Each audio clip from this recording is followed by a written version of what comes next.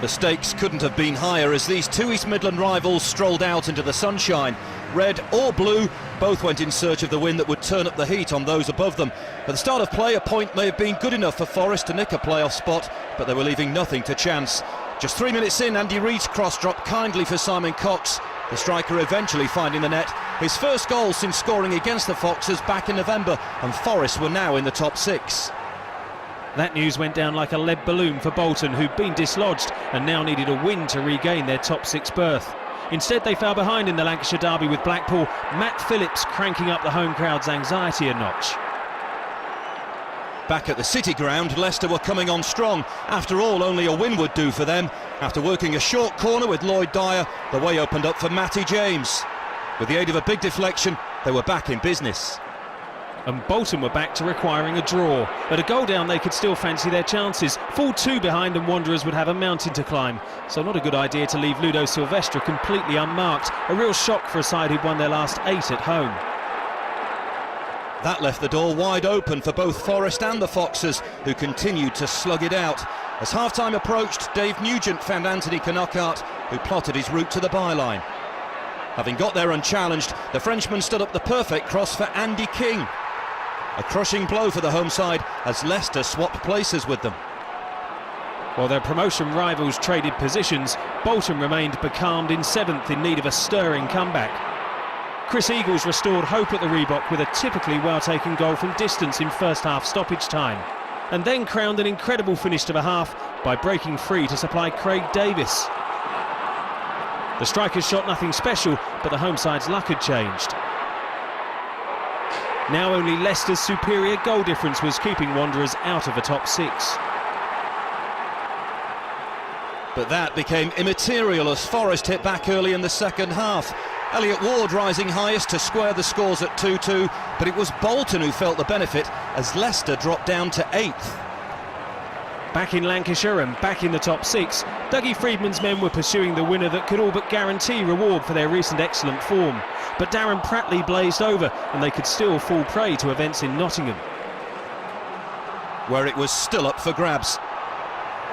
In stoppage time, Leicester launched a counter-attack and the hosts found themselves outnumbered. Chris Wood rolling it back for Knockart to strike the knockout blow. Forest were floored as Nigel Pearson's men got their hands on that final playoff position on goal difference. That spelled the end for Forest, who could still ruin it for the visitors. One last charge forward had their opponents panicking, but when they needed him the most, Kasper Schmeichel came up with the goods before Ward could only find the side netting. So Leicester scraped through, but there's to be no fairy tale ending for Billy Davies this time. The end for Bolton too, front runners at the start of the day, who fell at the final hurdle. 1 minute we're thinking a draw might quite do it. We felt today, as we started the game, we were always going to try and win the game, and we felt that from the first minute to the last minute that's what we tried to do. I can't ask nothing more from my fans and from my players.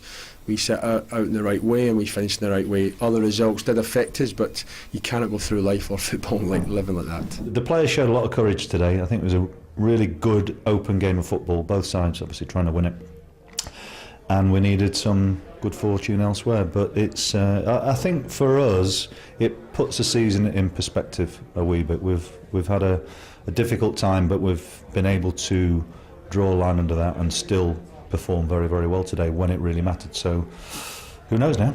It was some game of football, wasn't it?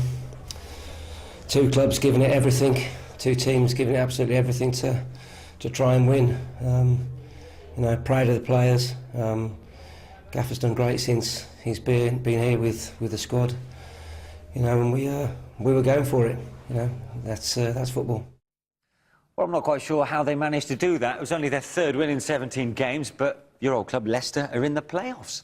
Yeah, I mean, well, to do it in the dramatic fashion that they did it, I mean, just sums up a really hectic day, doesn't it? I mean, it's a local derby, it's against Forest. It's a good job, really. I mean, looking at these pictures, it's a good job that Forest had something to play for as well, isn't it? Because there's no way in the world... Oh, it's a great spectacle of a game. Yeah, no, there's no way in the world that Forest would have left 1 against 4 at the back if if they hadn't needed to go and get the winner. So in a way, it worked out that it made for a result, which was obviously good for Leicester, but to do it in the manner in which they've done it, it's almost like now, whereas it was a negative them being in the playoffs, you know, because obviously start the season they would have wanted top two. It's almost turned into, because their form are positive.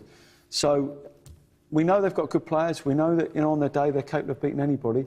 So all of a sudden, you know, they'll go in and think, right, it's a real bonus, these 2 games now. So looking at the table, amazing to see that Forest, they got as close as a point to the playoffs. A great turnaround under Billy Davis and gives them encouragement for next season, as does, of course, for Bolton under Dougie Freedman, because they were 20th in February. Absolutely. I mean, both sides can be really proud of what they've achieved, certainly, you know, since certainly in recent months. It doesn't always go that form then continues next year. You know, you have to start again. We know there's going to be some good clubs coming down from the Premiership.